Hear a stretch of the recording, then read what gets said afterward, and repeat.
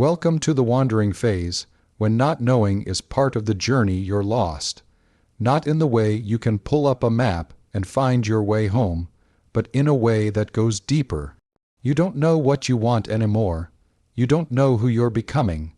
You don't know if you're making the right choices, or if there even are right choices. And every morning, you wake up in this strange in-between space where nothing feels certain, and everything feels possible and terrifying at the same time. You look around at other people who seem so sure, so directed. They have their goals, their plans, their 5-year trajectories. And you're just wandering, drifting, searching for something you can't even name, and you've been told this is a problem, that you should have it figured out by now, that this uncertainty is weakness, that this not knowing is failure. But what if I told you that you're not lost at all? What if this wandering phase, this uncomfortable not knowing, is exactly where you need to be? What if the journey through uncertainty is the journey to yourself? Let me describe what this feels like, because if you're in it, you know it in your bones. You wake up and the day stretches ahead of you like a blank page, and instead of feeling freedom, you feel paralysis. What do you do when you don't know what you want to do? What do you choose when you don't know what you're choosing toward? You scroll through your phone and see everyone else's curated certainty. Their career wins, their relationship milestones, their clear sense of direction. And you feel like you're the only one who doesn't have the map, the only one still standing at the crossroads while everyone else confidently strides forward. You try to explain it to people. I just don't know what I want, you say, and they look at you with a mixture of concern and confusion. They offer advice, just pick something, follow your passion, make a plan, as if you haven't tried, as if the problem is simply a lack of action rather than a fundamental uncertainty about who you are and what you're moving toward. So you start to question yourself. Maybe there's something wrong with me. Maybe I'm lazy. Maybe I'm afraid of commitment. Maybe I'm wasting my life while everyone else is building theirs. You feel unmoored, untethered, like a boat that's slipped its anchor and is just drifting on dark water, and you can't see the shore in any direction. And here's what makes it worse. You used to know, or at least you thought you did. You had dreams once, ambitions, a sense of direction. But somewhere along the way, those things stopped resonating. They stopped feeling true. And now you're left with this hollow space where your certainty used to be. This is the wandering phase, and it feels like dying. But here's what's really happening.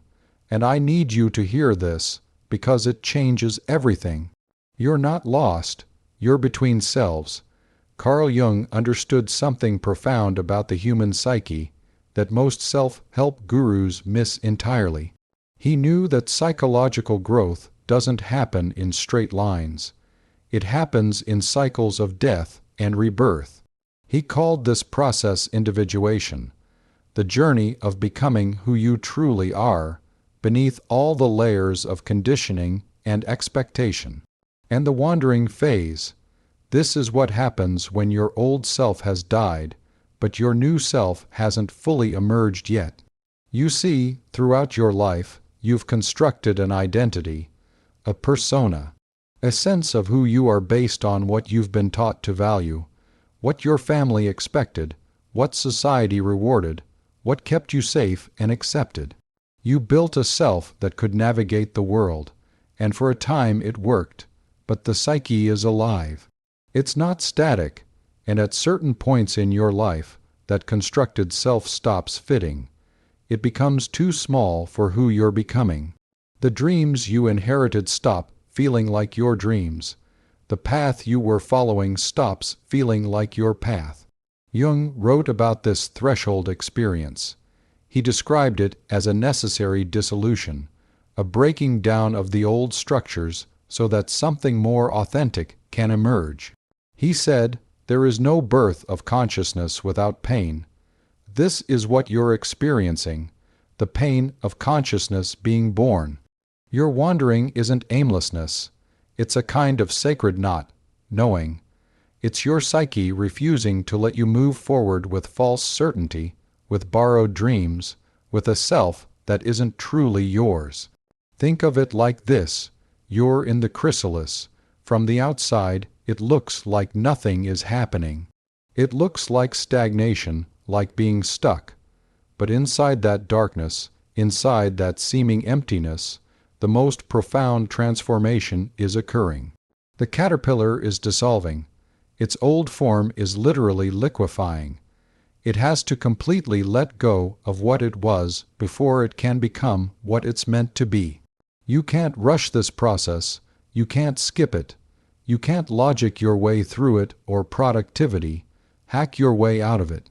The wandering phase is the psychological equivalent of that dissolution. Your old identity, your old certainties, your old maps of meaning, they're dissolving. And yes, it's disorienting. Yes, it's uncomfortable, but it's not a mistake.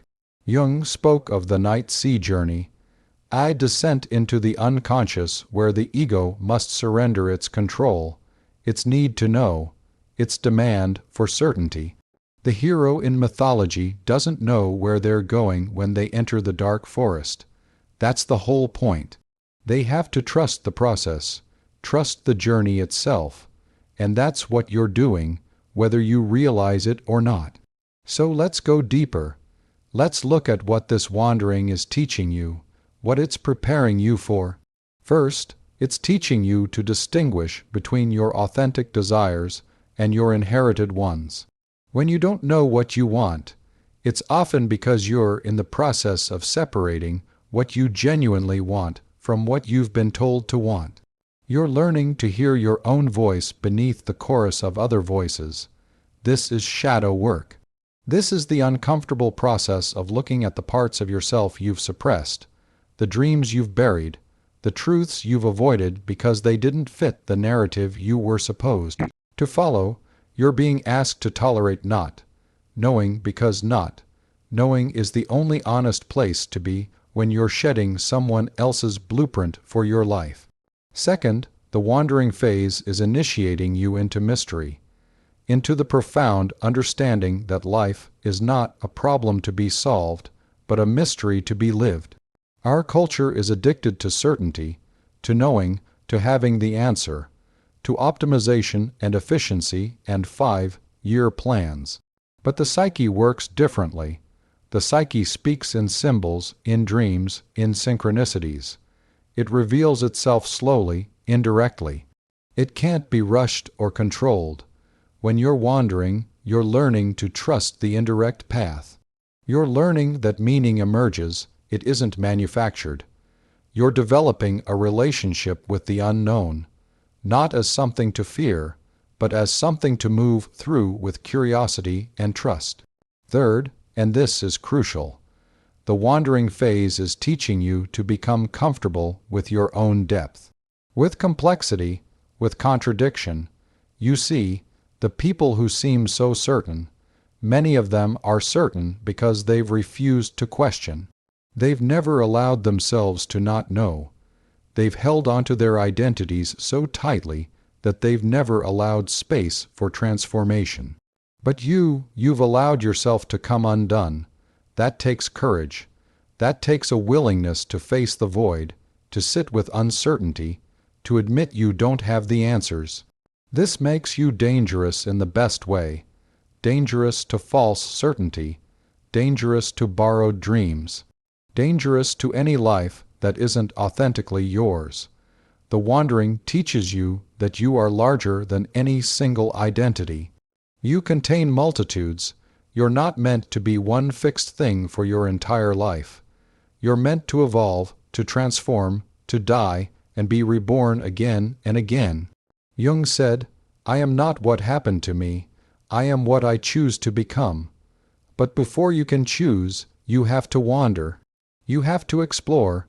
You have to not know. So where do you go from here? How do you move through this phase without losing yourself entirely? First, stop treating the wandering as a problem to solve. It's not. It's a process to honor. Give yourself permission to not know, to be in the question rather than rushing to an answer. Your psyche is asking you to trust it, to trust that this uncertainty is meaningful, that this dissolution is purposeful, that you're being prepared for something you can't yet see. Second, pay attention to what pulls you, not what you think should interest you, not what would look good on paper, but what genuinely calls to you, even if you can't explain why, even if it doesn't make logical sense. Jung spoke of the self, the deeper organizing center of your psyche that knows your purpose even when your ego doesn't. The self speaks through attraction, through resonance, through the things that make you feel mysteriously alive. Follow those threads, not aggressively, not with attachment to outcome, but with curiosity. Wander toward them. See where they lead. Third, keep a dialogue with your inner world. Write, create, dream. Pay attention to your dreams, literal dreams.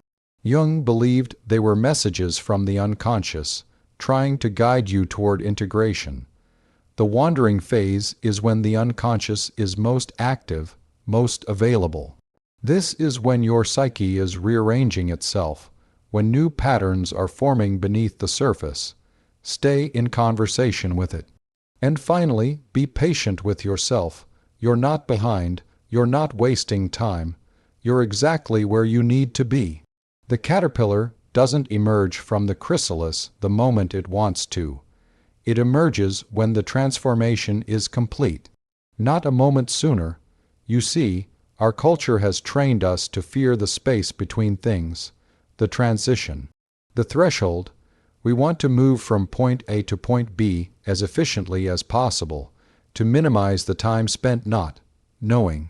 But the wandering phase is not the space between your old life and your new life. It is your life, this moment. This uncertainty, this sacred not knowing. You're not falling apart. You're falling open. You're not lost. You're being found by a version of yourself you haven't met yet. You're not aimless.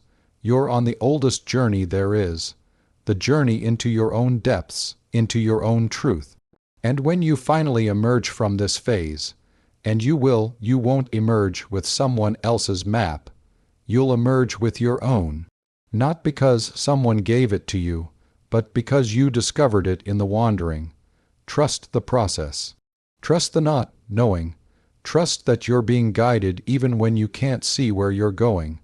The wandering is not the obstacle to the path. The wandering is the path, and you're exactly where you need to be.